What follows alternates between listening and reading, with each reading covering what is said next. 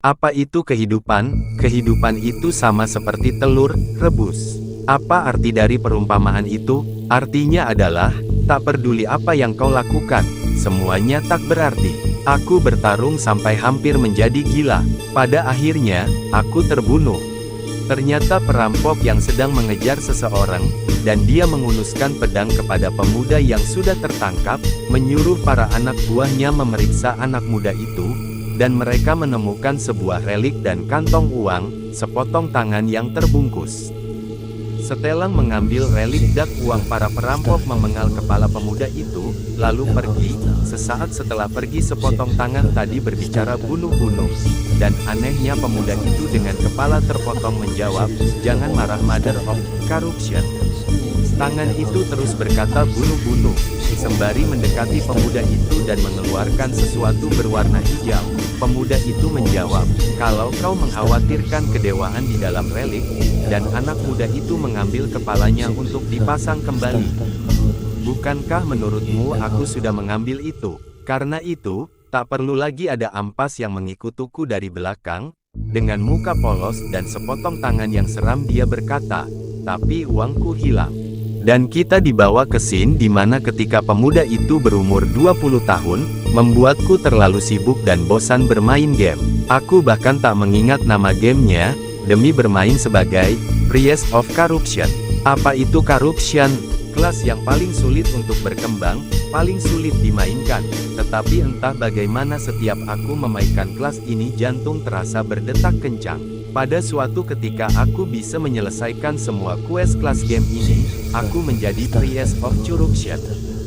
Aku pun entah apa yang terjadi, aku dimasukkan ke dalam game, kembali di mana seorang pemuda berbicara dengan sepotong tangan. Tangan itu ternyata adalah seorang dewi yang dimana pemuda itu menjadi pelayan seorang dewi, yang bernama Mother of Corruption. Semua berawal dari 5 tahun yang lalu tepat ketika aku melayani Mother of Corruption. Ketika aku bangun di dalam game, dua hal yang aku miliki, cuma baju Order of Corruption, dan tangan Mother di atas dadaku. Karena keberadaan luar biasa yang bisa aku rasakan dari koneksi dengan tangan, aku bisa menerima kenyataan kalau aku masuk ke dalam game dengan begitu cepat. Menurut deskripsi game, Priest of Corruption, manusia penguat gen dan dimodifikasi obat-obatan. Karena itu aku memiliki kemampuan fisik yang diperkuat, indera yang dipertajam, tubuh yang hanya bisa dibunuh dengan kedewaan. Mungkin juga ada keanehan di otakku. Meskipun aku tidak tahan melihat darah, tapi melihat pemandangan mengerikan seperti ini, aku tidak merasa gentar ataupun takut. Masalahnya cuman satu, perutku tidak merasakan apapun. Pemuda itu pergi ke utara Guild dan memutuskan untuk menyamar sebagai anggota Order of Preservation. Kalau aku berada pada ordo yang berbeda, dewi-dewiku akan langsung marah dan menandaiku ketika aku menyamar sebagai anggota ordo lain. Tanda itu adalah tanda hukuman hanya bisa dilihat oleh ordo terkait. Tapi ibunda sangat baik nanggapi penyamaran seperti ini. Ternyata dewi yang dipuja pemuda itu dibenci semua orang dan hanya dia satu-satunya pengikut dewi itu. Dan pemuda itu telah selesai dengan nama Priest Marnak. Akhirnya kita tahu nama CMC kita. Marnak berkata kepada petugas, "Apakah ada pekerjaan yang bisa aku lakukan?" "Tunggu sebentar, mungkin kami ada pekerjaan untuk pendeta Dewi Lestarian sepertimu." Tak lama petugas berkata, "Aku temukan satu pekerjaan untukmu pendeta Marnak," dan Marnak membaca kertas pekerjaan itu, berisikan, pemburuan bandit dan monster, yang mana biak para petani menghilang, dan misinya adalah membunuh dari dalang masalah.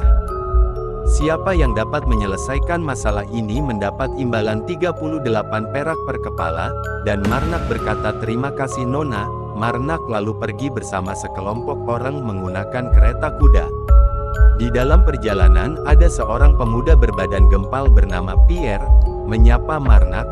Pierre berkata, "Pendeta Marnak, kamu pasti berasal dari kuil yang sangat jauh, apakah kau bisa bercerita dari mana asalmu?"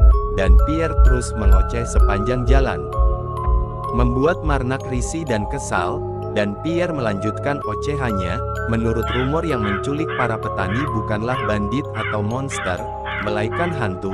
Seseorang dari depan memanggil Pierre. Pierre menjawab, "Sepertinya aku harus ke depan." Tiba-tiba Mother berbicara bunuh-bunuh, dan Marnak menjawab, "Kenapa kau menyuruhku membunuh semua orang? Akan jadi masalah jika mereka mati semua."